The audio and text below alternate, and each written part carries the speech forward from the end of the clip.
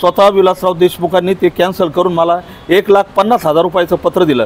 पुण्याचं एक हॉस्पिटल आहे, त्या पेशंटकडून ते पैसा काढीत असतात। यांनी हिंदुजा हॉस्पिटल तपासलं, मी पेशंटमध्ये देव बघतो, माझं ब्रेन हॅमरेज झालं, पेन किलर गोळी खातो, या गोळीने जास्त प्रमाण होऊन पण त्यात आमचा मुलगा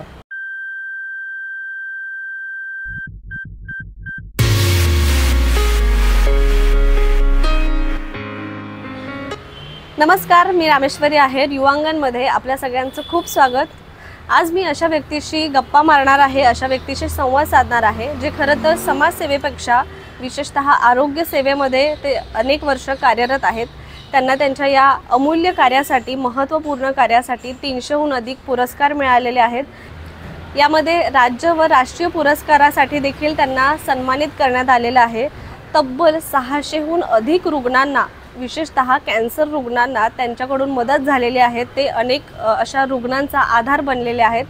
तर आज आपण त्यांच्या या संपूर्ण संघर्षमय प्रवासाबद्दल जाणून घेणार आहोत। चला तर मंडळी, स्वागत करूया नागेबाबा परिवाराचे आरोग्य मित्र सुभाष गायकवाड सरांचं। सर नमस्कार, तुमचं युवांगणमध्ये खूप खूप स्वागत। नमस्ते। तर सर, मी तुमच्याबद्दल, तुमच्या कार्याबद्दल खूप जास्त ऐकलेलं आहे, खूप कौतुक ऐकलेलं आहे सगळ्यांकडूनच।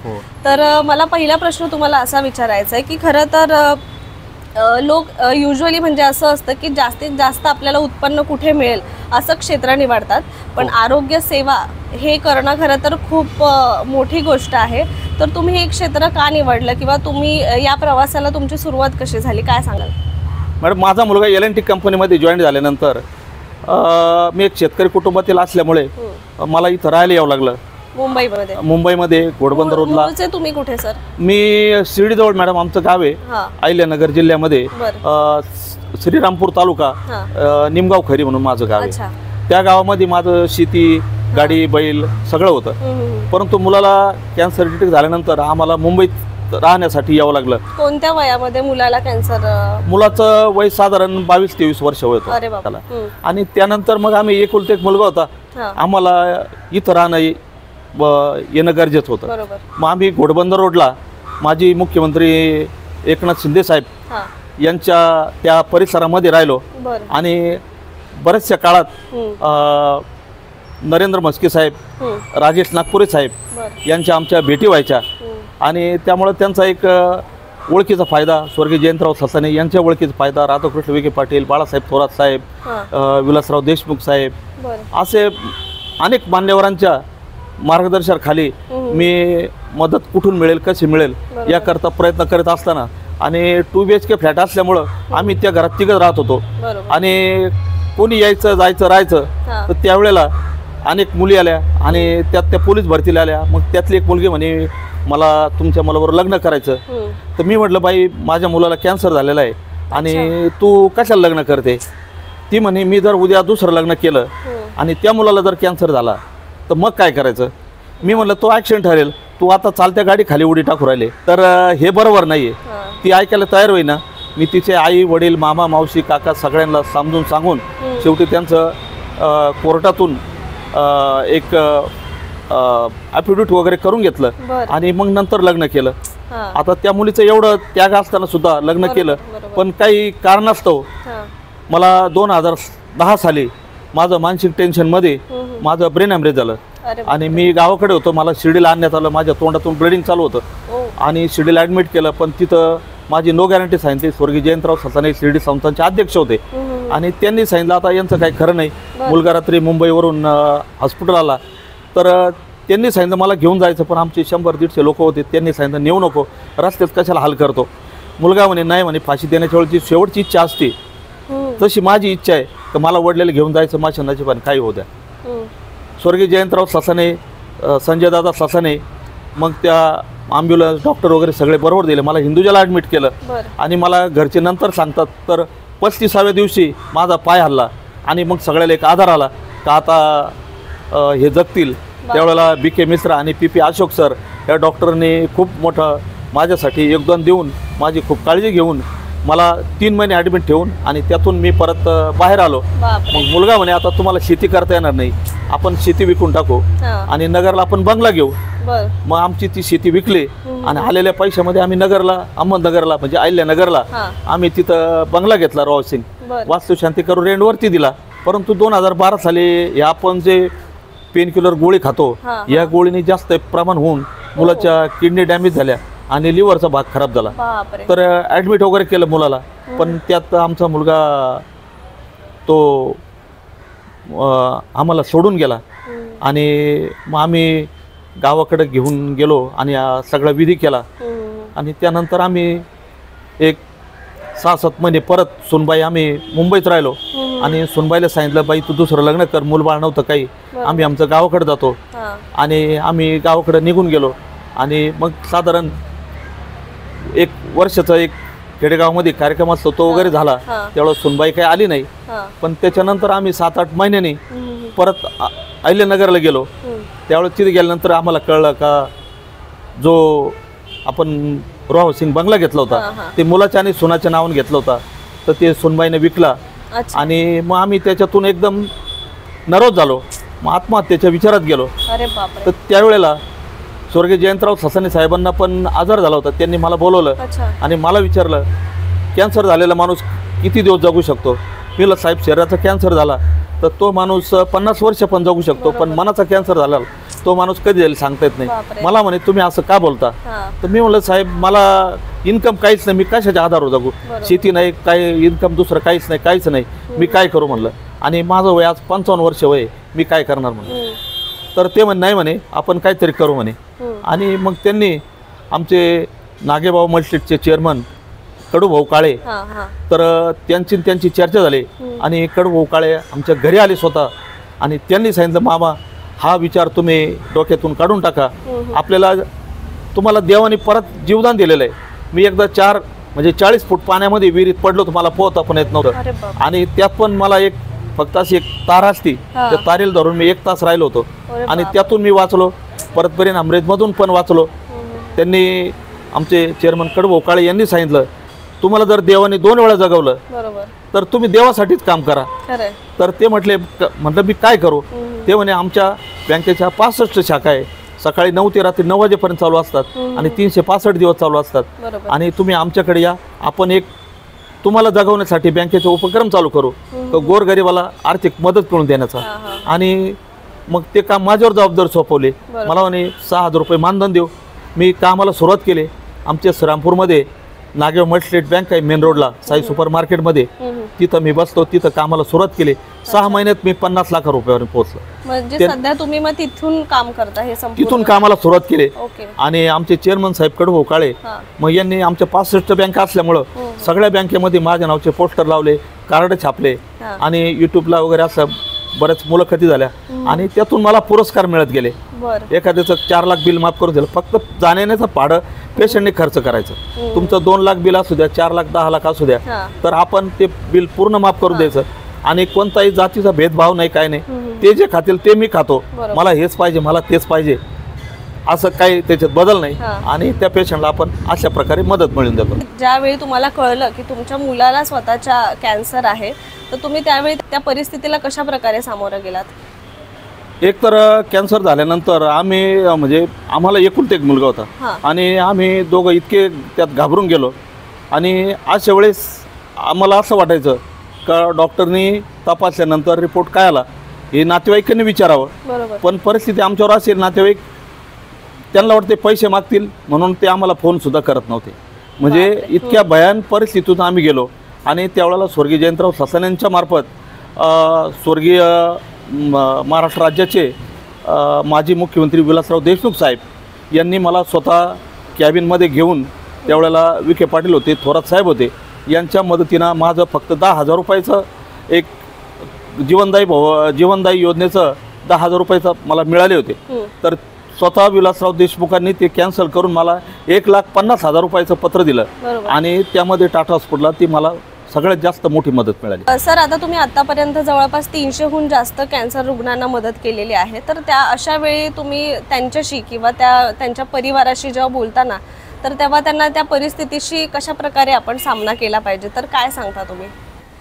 डॉक्टरच्या बाबतीत थोडेसे अनुभव चांगले पण आहे वाईट पण आहे. अच्छा. ग्रामीण भागामध्ये जे डॉक्टर असतात तर त्यांनी ह्या पेशंटला कॅन्सरची शक्यता आहे असं जर वाटलं त्यांनी पटकन सांगायला पाहिजे की हा पेशंट तुम्ही पुढे जाऊ द्या किंवा हे माझं काम नाही. पण आज परिस्थिती असली डॉक्टर लोक सांगतच नाही आणि त्या पेशंटकडून ते पैसा काढीत असतात. त्यांचं हॉस्पिटलची इमारत पण उभी राहिली पाहिजे आणि अशामुळं नाविलाज होतो आणि त्याचा परिणाम हा पेशंटपर्यंत होतो.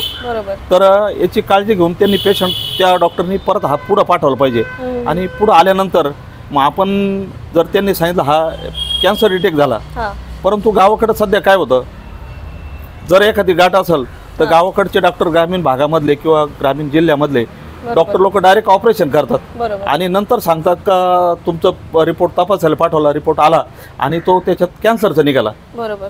परंतु मुंबईमध्ये अशी परिस्थिती आहे, ज्यावेळेला ती गाठ असते त्यावेळेला तिची टेस्ट केली जाते, एंडोस्कोपी केली जाते, त्याचा तुकडा काढला जातो, तुकडा काढल्यानंतर तो तपासला जातो. कॅन्सर हा 18 प्रकारचा आहे. 18 मध्ये 2 प्रकार असे, एक ऑपरेशन केल्यानंतर पसरतो आणि एक पसरत नाही. आपण त्या पेशंटला 1-1 वर्ष राहण्याची व्यवस्था करतो, केमोची व्यवस्था करतो. किती लाखाचं ऑपरेशन असू द्या, इतक्या मुंबईमध्ये अनेक संस्था आहे, अनेक ट्रस्ट आहेत मदत करणारे, अभिनेते आहेत आणि हे सगळे मदत करतात. परंतु एक गावाकडचे त्या पेशंट जरी तयारी झाली पण नातेवाईक असतात ते म्हणतात नाही चुकला तर काय करशील, हे झालं तर काय करशील आणि मग ते पेशंटची एक मानसिकता ते खराब करून टाकतात. तुम्ही आता जसं की हे सगळं सांगितलं की चांगले वाईट सगळेच अनुभव आले, तर तुम्हाला कशा प्रकारे ह्याच्यामध्ये संघर्ष करावा लागला एखाद्या व्यक्तीला मदत मिळवून देण्यासाठी? एक असं दुःख वाटतं, पुण्याचं एक हॉस्पिटल आहे, मी त्याचं नाव सांगणार नाही, परंतु त्या पेशंटला 3 लाख रुपये त्यांनी नुसते तपासणीचे घेतले आणि त्याला 35 लाख रुपये खर्च सांगितला हृदय ट्रान्सप्लांटचा. आणि तो पेशंट ग्रुपवरती मेसेज पडले मदत करा म्हणून, पण त्यातले 100 लोकांनी माझं नाव सुचवलं, तुम्ही त्यांची भेट घ्या. आणि ते पेशंट माझ्यापर्यंत आले. मी त्यांना सांगितलं तुम्ही पुण्याचं जे हॉस्पिटल आहे पण आपण मुंबईला एक प्रख्यात हिंदुजा हॉस्पिटल आहे, आपण हिंदुजा हॉस्पिटलचं ओपिनियन घेऊन मग नंतर बघू. त्या पेशंटला मी हिंदुजा हॉस्पिटल आणलं तर ज्या वेळेला यांनी हिंदुजा हॉस्पिटल तपासलं आणि त्यांनी सांगितलं पुण्याचा जो रिपोर्ट होता तर हृदय 15% काम करतं म्हणून होता आणि हिंदुजा हॉस्पिटलचं ज्यावेळेस त्यांनी तपासणी केली तो 37% हृदय काम करत होता. आज 3 वर्ष झाले तो पेशंट एकदम चांगला आहे. म्हणजे असे हॉस्पिटलवाले डॉक्टर सुद्धा इतके काही करतात. मी त्या हॉस्पिटलची तक्रार केली, मंत्रालयात आणलं, माननीय मुख्यमंत्री एकनाथ शिंदे साहेब आणि आदरणीय मंगेश चिवटे साहेब यांनी त्यांची मीटिंग घेऊन आणि त्यांना काही गोष्टी समजून सांगितल्या. असे अनेक प्रकारचे अनुभव. लोकांमध्ये तसं बघायला गेलं तर ह्या आजाराबद्दल एक भीती सुद्धा आहे की हा आजार बरा होत नाही किंवा म्हणजे अनेक गैरसमज सुद्धा आहे. तर अशा वेळी कोणती काळजी घेणं खरं तर आवश्यक आहे, तुम्ही याबद्दल काय सांगा? नाही, आजाराची भीती अशी आहे, लोक काय करतात, एखाद्याला कॅन्सर झाला ते म्हणतात ते त्याच्या नशिबात होतं, हे नशिबावर दोष देतात. परंतु तो आजार त्याला झाला आपल्याला होऊ नये याकरता मी तर सतत सांगतो, माझे व्याख्यान वगैरे होतात, मी सांगत असतो स्त्रियांनी जे आपण मिश्री लावतो ती मिश्री नाही लावली पाहिजे, आपण ते गुटखा खातो, तंबाखू खातो, हे आपण खाल्लं नाही पाहिजे, चुना खातो ते आपण केलं नाही पाहिजे. आता काही म्हणतात भाऊ सगळ्यालाच मग सगळेच खातात, सगळ्याला होत नाही का, परंतु आपण ती काळजी घेतली पाहिजे. बरोबर. सर तुम्ही या वयातही इतक्या ऊर्जेने काम करताय खरं तर, कारण सकाळपासून मी बघतेय तुम्हाला की आपण चालतोय फिरतोय इकडे तिकडे, पण कुठेही तुमच्या चेहऱ्यावर 1 सेकंदही मला थकवा जाणवला नाही. तर तुम्हाला ही ऊर्जा कुठून मिळते याबद्दल काय सांगाल? नाही, कसं आहे मॅडम, माझं म्हणजे मी पेशंटमध्ये देव बघतो. त्या पेशंटचा वेदना जर कमी झाल्या तर मी म्हणतो मला देव प्रसन्न झाला. मी दगडातल्या देवापेक्षा माणसातल्या देवाला मी मानतो. त्यामुळं कदाचित ती ऊर्जा मला कशी मिळते सांगता येत नाही, परंतु मी काम ठेवतो. तुम्हाला कशा प्रकारची एक मदत मिळाली तर अधिकाधिक लोकांपर्यंत पोहोचणं तुम्हाला सहज शक्य होईल? याची मदत अशी पाहिजे, आम्हाला समजा एखादी ॲम्ब्युलन्स मिळाली तर मला ते पेशंट इकडे आणण्याकरता खूप सोयीचं होईल.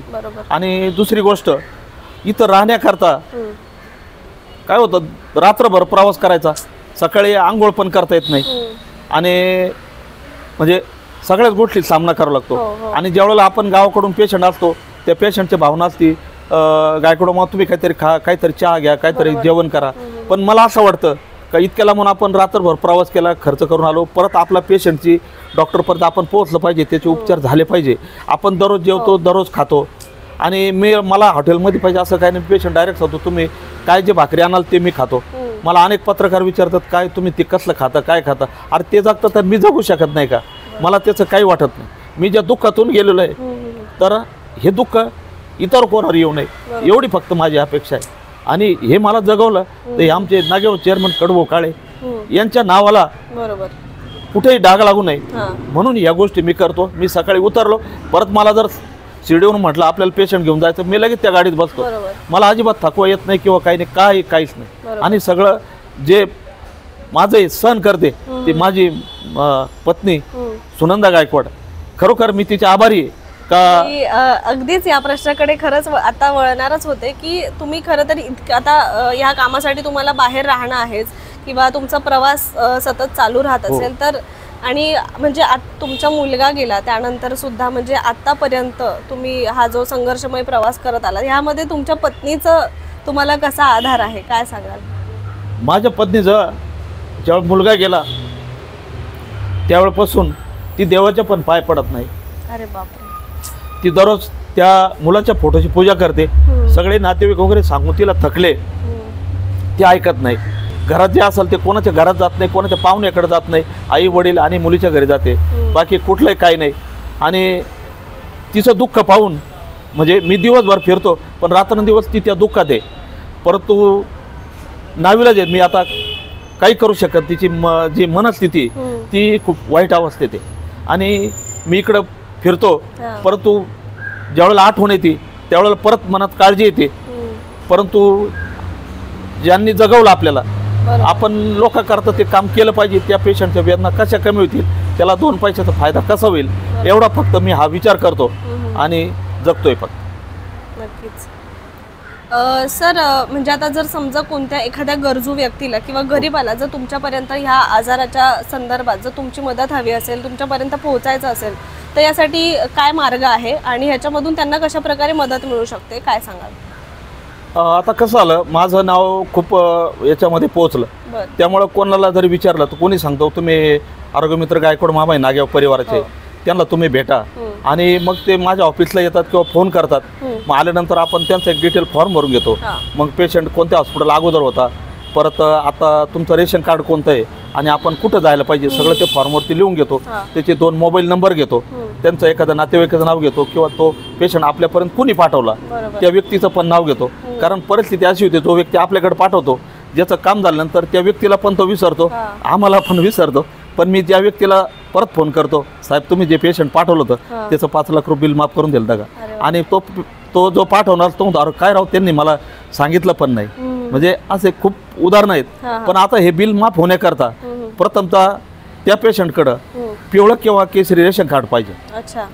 आणि आता जे व्हाईट रेशन कार्ड आहे, आम्ही माननीय माजी आरोग्यमंत्री राजेश टोपे साहेब होते, सुप्रियाताई सोळे होत्या, त्यांच्याकडे आम्ही मागणी केली होती का हे जे 1.5 लाख रुपये मिळतात तर हे अजून याची महात्मा फुले जन आरोग्य योजनेची म्हणजे किंमत तुम्ही वाढवा. तर त्यांनी प्रयत्न केला. परत आता माजी मुख्यमंत्री एकनाथराव शिंदे साहेब यांनी जे 1.5 लाख रुपये होते त्यांनी ते 2.5 लाख रुपये केले. आणि आता इलेक्शन काळामध्ये त्याचे 5 लाख रुपये केले. पण हे 5 लाख रुपये मिळवणं करता महात्मा फुले जन आरोग्याचे त्याकरता आपल्याकडे रेशन कार्ड पाहिजे, त्यात आधार कार्ड पाहिजे. आणि समजा एखाद्या लहान मुलाचं जर ऑपरेशन करायचं आपल्याला, त्या मुलाचं नाव रेशन कार्डमध्ये पाहिजे. परंतु आज परिस्थिती अशी आहे, 10-10 वर्ष झाले त्या मुलाचं वय आहे, पण त्याच्या आईचं नाव जर रेशन कार्डमध्ये नाही तर त्या मुलाचं नाव कसं येणार? म्हणजे समाज अजूनही इतका माग आहे. तर हा लोकांनी प्रथम विचार केला पाहिजे का आपण आपल्या पत्नीचं नाव रेशन कार्डमध्ये आहे का, आणि मग मुलांचे नाव आपण ते टाकले पाहिजे. रेशन कार्ड आपण ऑनलाईन केलं पाहिजे आणि त्यामधून आपल्याला फायदा मिळतो. आणि हॉस्पिटलवाल्यांनी पण त्यामध्ये आमच्याकडे योजना आहे ते सांगत नाही आणि आज तुमचा आधार बसत नाही. याबद्दल अज्ञानच खूप जास्त आहे, अज्ञानच खूप आहे. आणि डॉक्टरची फसवणूक पण आहे, हॉस्पिटलची फसवणूक खूप आहे. तर मी म्हणजे लोक खरं तर ऍक्च्युली त्याचमुळे घाबरतात, कारण की कोणत्याही हॉस्पिटलला जाणं म्हणजे लोकांचं असं होतं की खूप खर्च, बाबा लाखोमध्ये खर्च येणार, हे येणार, त्याच्यामुळे बऱ्याचदा ह्या गोष्टी लोकांना माहीतच नसतात. असा सगळा हा प्रकार एकूण चाललेला आहे. तर सर, तुम्ही साधारण किती वर्ष या क्षेत्रामध्ये आता जोडलेले आहात आणि किती रुग्णांना तुमच्याकडून मदत झालेली आहे? हो मॅडम, काय झालं आमचं आता म्हणजे आम्ही 2005 सालापासून मी मुलाच्या करता प्रयत्न केले, म्हणजे 12 पर्यंत, म्हणजे 12 एंड पर्यंत साधारण 7 ते 8 वर्ष मी माझ्या मुलाकरता संघर्ष केला. त्यानंतर आमचे नागेव परिवार चेअरमन कडवळ काळे, स्वर्गीय जयंतराव सासाने, आज जे मी उभा आहे किंवा आज मी दिसतो तर मी आज त्यांच्यामुळे दिसतो. म्हणजे नाही तर मी संपलो असं, आम्ही दोघांनी पण सुसाईड केलं असतं. तर मग यामध्ये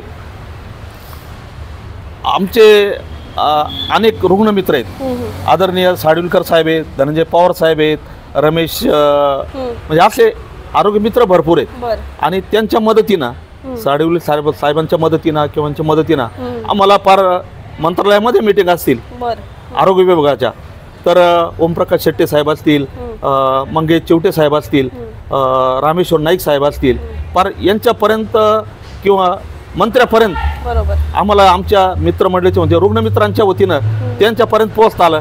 आमच्या काय मागण्या होत्या आम्ही त्यांच्यापर्यंत मांडल्या. अनेक आता व्हाईट रेशन कार्डला सुद्धा सवलत मिळावी असा पण आमचा प्रयत्न चालू आहे. ओमप्रकाश शेट्टे साहेब त्याचे मुख्य आहेत, त्यांचं तर खूप आग्रह आहे की तुम्ही हे जनतापर्यंत पोहोचवा, पण लोकांचा विश्वास बसत नाही. काय होतं, लोकांना मग मुंबईसारख्या ठिकाणी येणं किंवा हे महाग पडतं, मग ते म्हणतात नाही आपण गावाकडं.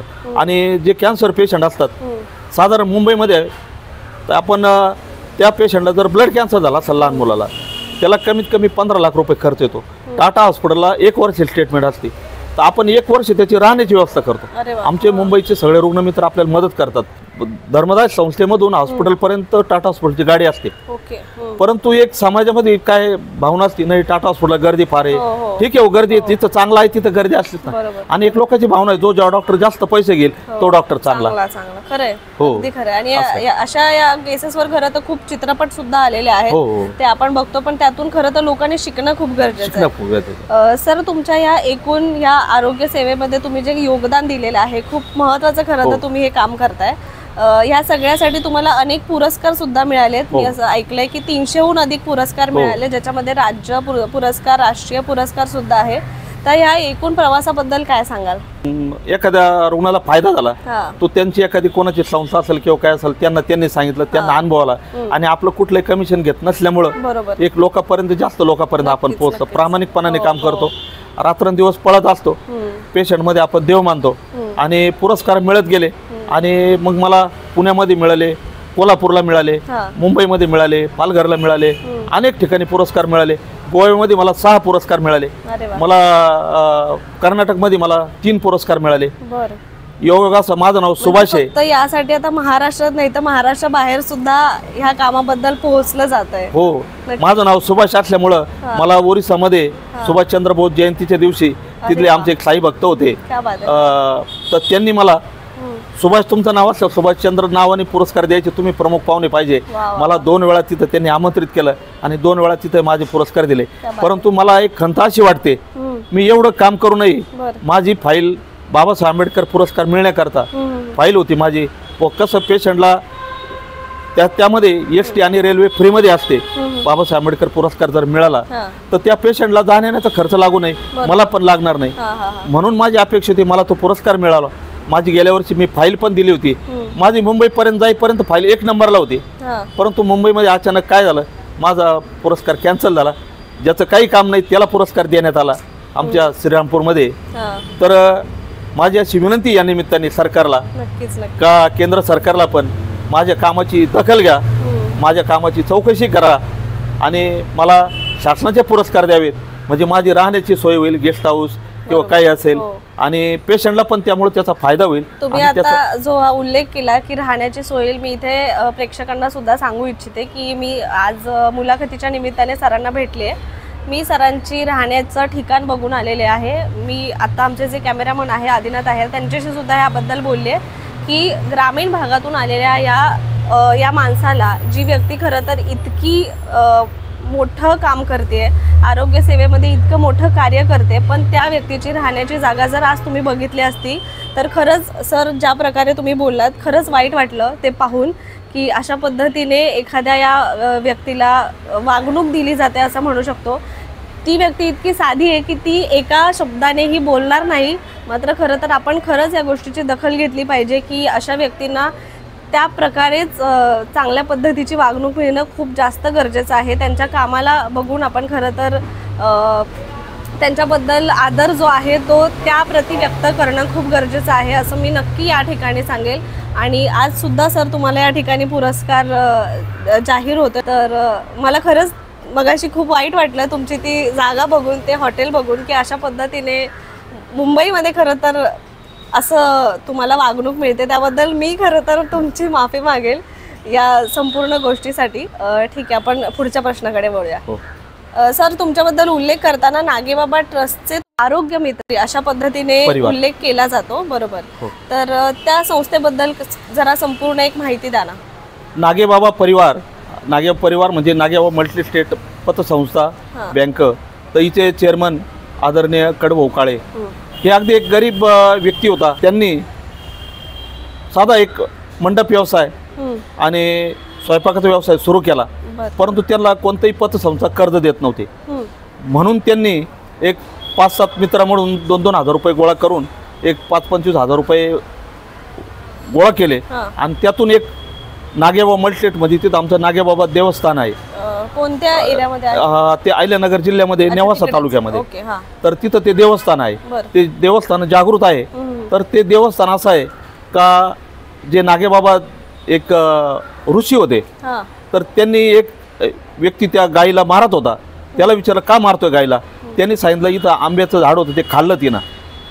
म्हणून मग त्यांनी सांगितलं तू गाईला का मारतो? तर आंब्याचं झाड तू गाईला मारू नको आणि इथून पुढं आंबा लावू नको या गावात. जो आंबा लावील त्याचं पूर्ण कुटुंब उद्ध्वस्त होईल. म्हणजे त्या भेंडा गावामध्ये आंब्याचं झाड पण नाही. तुम्ही बाहेरून आंबा आणून खा, पण गावात झाड लावायचं नाही. त्या गावामध्ये आंब्याचं झाड पण नाही. म्हणजे असं ते भेंडा गावची देवस्थानची अवस्था आहे.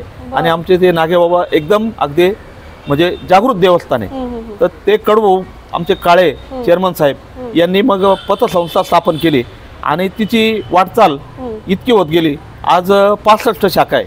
आणि आमची बँक म्हणजे नागेबाबा परिवाराचं नागेबाबा मल्टीस्टेट बँक सकाळी 9 ते रात्री 9 ही 365 दिवस चालू असते. अरे वा, 365 दिवस म्हणजे 12 तास पूर्ण बँक चालू असते. आणि कोणत्याही प्रकारचं म्हणजे असं राजकीय व्यक्ती किंवा यांच्या हस्ते कोणताही कार्यक्रम नसतो, काही नसतो. सगळे जे महाराज साधू संत यांचे असतात. आणि आमचे चेअरमन साहेब कधीही स्टेजवरती जाणार नाही. मान अपमान किंवा मोठेपणा हा त्यांना कधी आवडत नाही. आणि माझ्यामधले जे अवगुण होते मी त्यांचे बघून माझ्यामधले सुद्धा मी सगळे गुण बाजूला केले. आणि एक त्यांच्या नावाला आपण काळीमा कलंक लागणार नाही हे गोष्टी आपण जपत आलो. आणि आम्ही जे मला ज्यांनी हा उपक्रम दिला तर आतापर्यंत आपण नागेबाबा परिवाराकडूनच जवळजवळ 7 कोटीच्या पुढे मदत मिळवून दिली.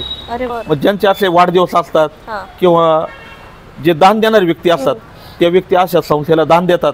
आणि त्यातून काही कमी पडले तर स्वतः चेअरमन साहेब ते पैसे टाकतात. आणि अजून पण एक आमचा विमा आहे 1,500 रुपयाचा. 1,500 रुपये जर आपण भरले आणि त्या व्यक्तीचा विमा उतरवला तर त्या 1,500 रुपयामध्ये त्याला वर्षभराकरता त्याला साप चावला किंवा जिथं पोलीस कंप्लेंट होती, त्याला इलेक्ट्रिक शॉक बसला, इमारतीतून पडला, झाडून पडला, वाघात हल्ला झाला, सापात हल्ला झाला, असे अनेक प्रकारचे, तर त्याला दवाखान्याकरता 5 लाखापर्यंत कोणत्याही हॉस्पिटलला 5 लाखाची मदत होती. 5 लाखाची. आणि दुर्दैवी जर मृत्यू झाला तर वारसाला 10 लाख रुपये मिळतात. म्हणजे असे अनेक लोकांनी ते संस्थेच्या मार्फत ते विमे उतरवलेले आणि त्याचा फायदा पण मिळतोय आज लोकांमध्ये. तुमच्या या कामाबद्दल किंवा अनेक लोकांना तुम्ही आजपर्यंत भेटला असाल ज्यांना मदत केली आहे, ज्यांना मदत होते तुमच्याकडून, तर त्या लोकांमध्ये काय भावना आहे? जो व्यक्ती आपल्याकडे पेशंट पाठवतो त्याला एक अभिमान असतो माझ्यामुळं किंवा मी फोन केल्यामुळं ती व्यक्ती दुरुस्त झाली. आणि ज्यांनी आता अशी परिस्थिती झाली का 5-5, 10-10 वर्ष होत आलेत, परंतु अनेक पेशंट असे आहेत की ते मला पण आता लक्षात राहत नाही. आणि ते पेशंट भेटल्यानंतर अहो साहेब तुम्ही आमच्या मुलाकरता मदत मिळून दिली. एक पेशंट होता त्याला आपल्या टाटा हॉस्पिटल कडून दररोजची 1,500 रुपयाची गोळी आहे, दररोजची 1,500ची, 1,500ची. आणि टाटा हॉस्पिटलनी ते रेफर करून 3 संस्था 2010 सालापासून तर आता 24 पर्यंत त्या पेशंटला, आमचा शिवाजी गाडेकर म्हणून दाढचा पेशंट आहे तिकडचा, तर त्या पेशंटला आज 14 वर्ष झाले त्या फ्रीमध्ये गोळ्या चालू आहेत. अनेक पेशंटला आपण त्या गोळ्या मिळून देतो. मुंबईमध्ये अनेक संस्था आहे, परंतु मानसिकता जर तयार झाली आपण ती मदत मिळून देतो. अनेक पेशंटला, आता एक मी नाव नाही सांगणार कोणाचं, त्या पेशंटला, तर त्या पेशंटला कमरेपासून खाली जीव नव्हता, तर त्याला 17 कोटी रुपयाचे इंजेक्शन सांगितलं होतं. कोरोना काळामध्ये 2.5 वर्ष गेले आम्हाला, 17 कोटीचे इंजेक्शन आम्हाला मिळालं. मुंबईमध्ये असे अनेक संस्था आहेत, अनेक अशा माणसं आहेत, फक्त ते माहीत झालं पाहिजे, त्यांच्यापर्यंत पोहोचलं पाहिजे. परंतु काय होतं, समाजामध्ये वाईटाची संगती जास्त असतात, चांगल्याच्या संगती कमी असतात. आणि मी तर असं समजतो, ज्यावेळेला आपण नसताना ज्यावेळेला आपली लोक निंदा करतात त्यावेळेला आपण समजायचं आपलं काम खूप मोठं झालेलं आहे. बरोबर, अगदी खरं. म्हणजे चांगलं म्हणणारे लोक थोडं असतात, परंतु शंका काढणारे लोक फार असतात. परंतु माझं आव्हान आहे, कोणत्या पेशंट कोण कमिशन घेत असेल तुम्ही पुराव्यानिशी मला सांगा आणि तुम्ही हे करा. आणि खरोखर चांगलं म्हणणाऱ्यापेक्षा जे वाईट म्हणतात मला, मी त्यांचे जास्त आभार मानतो. कारण त्यांना आपण काही न देता ते आपली जाहिरात करतात. आणि परीक्षा करणारे लोक असतात, लोक ठरवतात हा सांगतो हे खरं आहे खोटं आहे. बरोबर आहे. तर समाजाला काय म्हणायचं, म्हणून द्यायचं आपलं काम आपण करीत राहायचं. नाही, आपण प्रामाणिकपणे काम करतो त्यावेळी आपण इतक्या ठामपणे बोलू शकतो की आम्ही आव्हान करतो, तुम्ही पुरावे आणून दाखवा. अगदी खूप चांगली गोष्ट आहे सर ही. आता हे काम म्हणजे तसं बघायला गेलं तर खूप छोटं नाहीये, फार मोठं काम आहे. तर ह्याच्यामध्ये मगाशी तुम्ही उल्लेख केला की मंत्रालयातून सुद्धा तुम्हाला मदत मिळते, तर तिथे तुम्हाला कशा प्रकारे सहकार्य मिळते? मंत्रालयात आमचे मित्र आहे, म्हणजे रुग्णमित्र विनोद साडविलकर, धनंजय पवार, श्रद्धा आष्टीवकर, बरेच आमचे रुग्णमित्र आहेत. आम्ही त्यांनी मंत्रालयामध्ये वैद्यकीय आयुक्त म्हणजे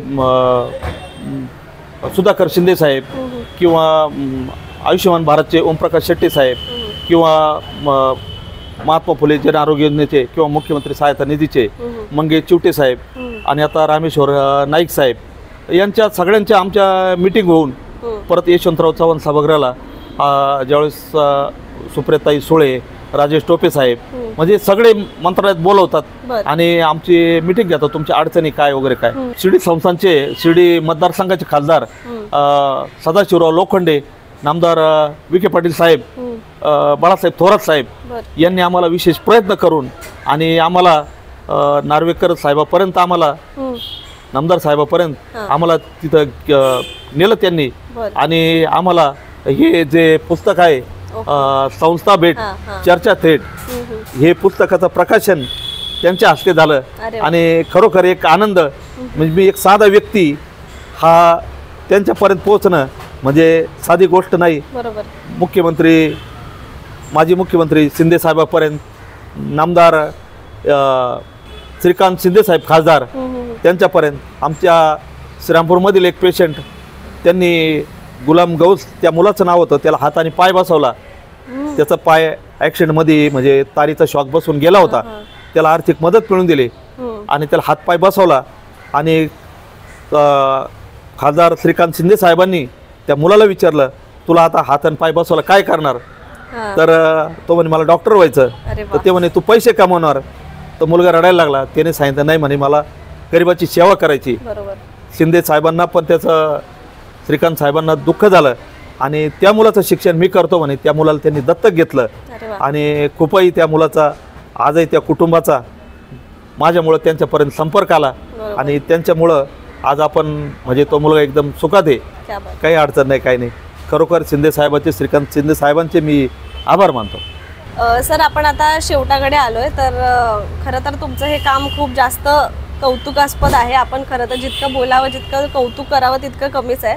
पण तरीसुद्धा थँक्यू सो मच की तुम्ही आज आमच्या चॅनलला वेळ दिलात आणि आमच्या प्रेक्षकांना खूप महत्त्वाची माहिती खरं तर आज या माध्यमातून मिळते.